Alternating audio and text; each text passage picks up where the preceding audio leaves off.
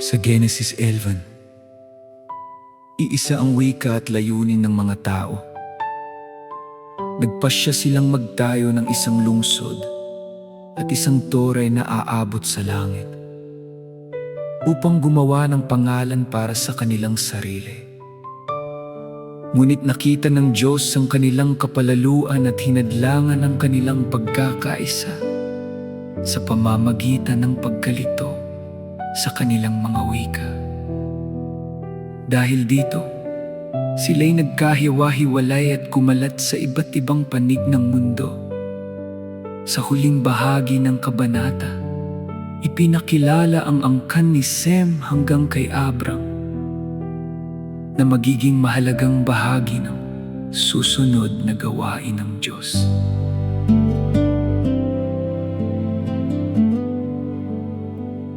Mga batong pinagsama-sama, isang tore ang aming itinayo, hindi upang ikaw ay parangalan, kundi upang dakilain ang sarili. Ngunit nakita mo ang aming puso, ang kayabangan sa aming mga mata, at sa iyong kamay ang aming wika'y nagbago. Ang aming landas ay nagkahiwalay. Panginoon, turuan mo kung magpakumbaba, huwag sariling pangalan ang hanapin.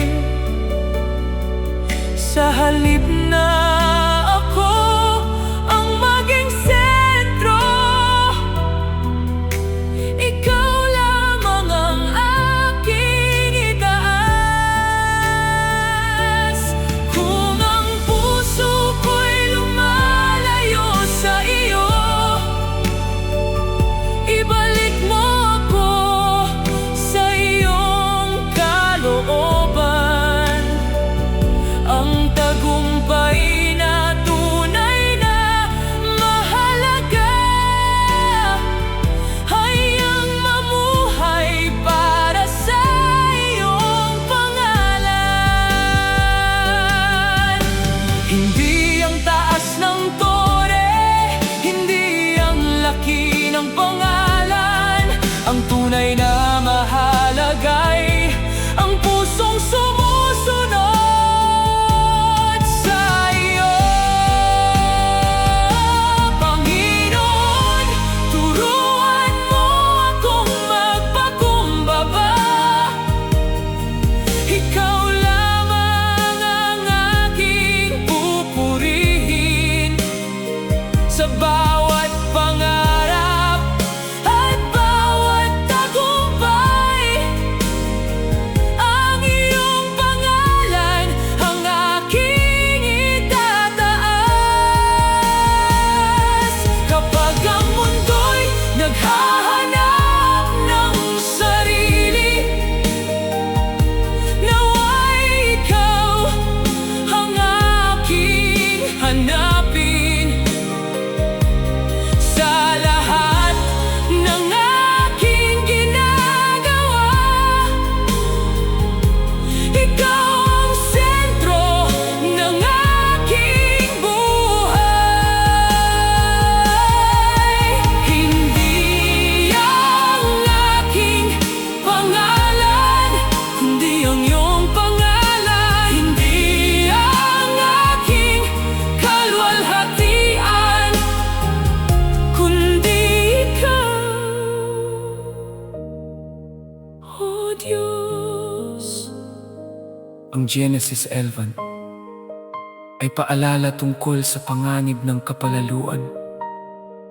Nais ng mga tao na gumawa ng pangalan para sa kanilang sarili at mabuhay na tila Hindi nila kailangan ng Diyos.